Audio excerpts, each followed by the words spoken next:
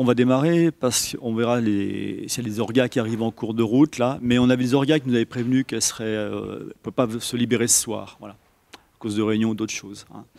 Donc on a souhaité cette conférence de presse pour déclarer notre appel à manifester à Chalon-sur-Saône le 5 décembre. Donc pour défendre nos libertés en France et pour exiger le retrait total de la loi sécurité globale. Et total, c'est vraiment total. Aline dire un petit mot après sur justement l'histoire de l'article 24.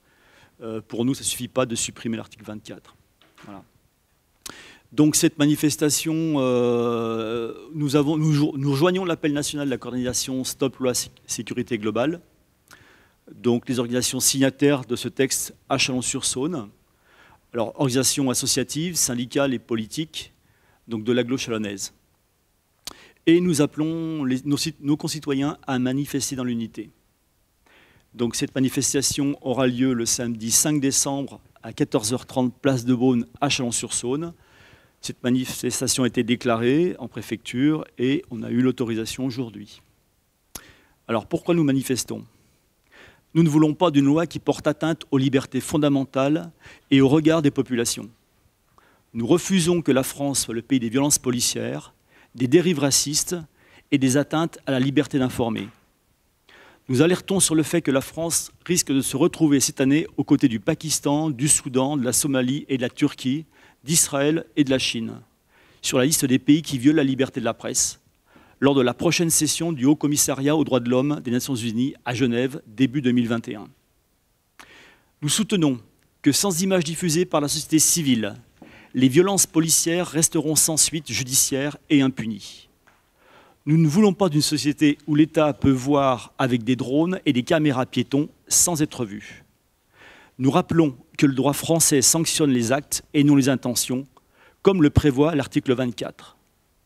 Nous affirmons que l'atteinte aux droits des citoyens et de la presse à informer est disproportionnée et que l'arsenal juridique existant est amplement suffisant pour protéger les forces de l'ordre d'éventuelles agressions consécutives à la diffusion d'images. Nous rappelons que l'article 12 de la Déclaration des droits de l'homme et du citoyen institue une force publique et non une force floutée. Nous condamnons ces lois liberticides, comme l'ont fait l'ONU, la Commission européenne, le Parlement européen, la Commission nationale consultative des droits de l'homme, la défenseuse des droits de l'homme comme toutes les forces progressistes de ce pays. Fidèles aux valeurs républicaines que la Révolution française nous a transmises, avec la Déclaration des droits de l'homme et du citoyen, nous partageons ce que le député révolutionnaire Jean-Paul Marat, médecin, physicien et journaliste, écrivait en 1774 dans son ouvrage « Les chaînes de l'esclavage ». Dans un État bien ordonné, la liberté de la presse doit être illimitée pour les écrivains qui surveillent les fonctionnaires publics.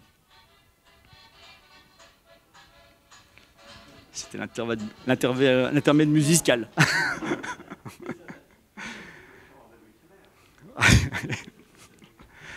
Conscient que la nécessité des mesures sanitaires ne saurait nous priver du droit de manifester pour défendre nos libertés, nous appelons les participants à adopter pendant la manifestation les mesures de protection individuelle et collective, notamment le port du masque. Je vais passer maintenant le micro aux organisations signataires qui sont présentes. Et après, je vous mentionnerai les organisations qui sont excusées pour cette conférence de presse de ce soir. Vas-y, à toi. Là, tu te représentes. Ah, Aïe, pardon.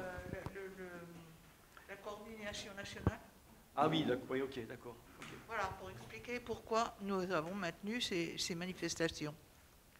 Alors, moi, je vous lis le communiqué de la coordination Stop Loi Sécurité Globale, c'est-à-dire un collectif qui regroupe un certain nombre d'associations des syndicats, qui fédèrent des syndicats, des sociétés collectives, associations de journalistes et de réalisateurs, confédérations syndicales, associations, organisations de défense de droits humains, comités de famille des victimes des violences policières, de collectifs de quartiers populaires, d'exilés, de blessés et de gilets jaunes. Ça, c'est au niveau national.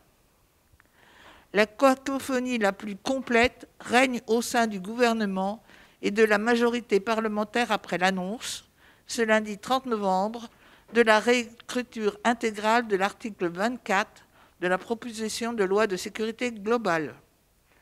Pour faire bonne figure aux yeux de l'opinion après le succès sans précédent des mobilisations populaires du 28 novembre, le gouvernement et la majorité parlementaire tentent d'éteindre le feu qu'ils ont eux-mêmes allumé.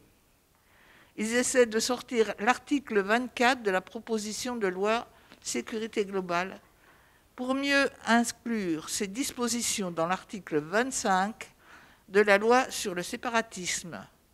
Et les articles 21 et 22 sont toujours là, visant l'instauration d'outils de surveillance de masse, l'utilisation des drones avec caméra, article 22, menace la liberté d'expression et de manifestation et rend illusoire la protection des sources des journalistes et lanceurs d'alerte.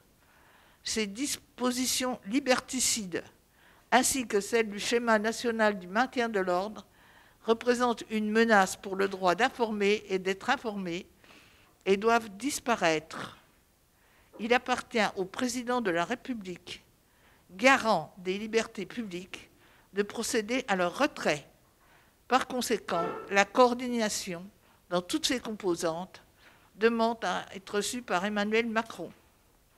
La coordination Stop Loi Sécurité Globale condamne les violences policières lors de la journée de mobilisation du 28 novembre et l'agression d'une dizaine de reporters par les forces de l'ordre. Des rassemblements ou manifestations sont déjà prévus dans de nombreuses villes cette semaine, comme à Châlons, souvent en convergence avec des actions menées dans le cadre de la Journée nationale contre le chômage et la précarité. Violences sociales, répression et violences policières, dont l'invisibilisation serait facilitée par ce projet de loi, font partie d'une même politique d'injustice visant certaines populations. C'est pour ça, tant qu'il n'y aura pas retrait réel des articles 21, 22, 24 de la proposition de loi sécurité globale et du schéma national du maintien de l'ordre, les actions se multiplieront. La coordination Stop Loi Sécurité Globale donne rendez-vous à Paris et à Chalon-sur-Saône, bien sûr, samedi 2 décembre. 2 ou 5 5 décembre, voilà. Alors, pour information, il y a 2 autres manifestations qui auront lieu dans le département, qu'on connaît pour le moment. Donc, il y a Montceau-les-Mines à 10h, Esplanade de la Mairie, et à Mâcon, 15h, quai Lamartine. Et une manifestation régionale aussi, à Dijon aussi. Ouais. À Mâcon ? Le 5, oui. Donc, à 10h, à Montceau-les-Mines, Esplanade de la Mairie, et à Mâcon, à 15h, quai Lamartine. Donc Mâcon, ils sont en train d'organiser tout ça, là, c'est en cours.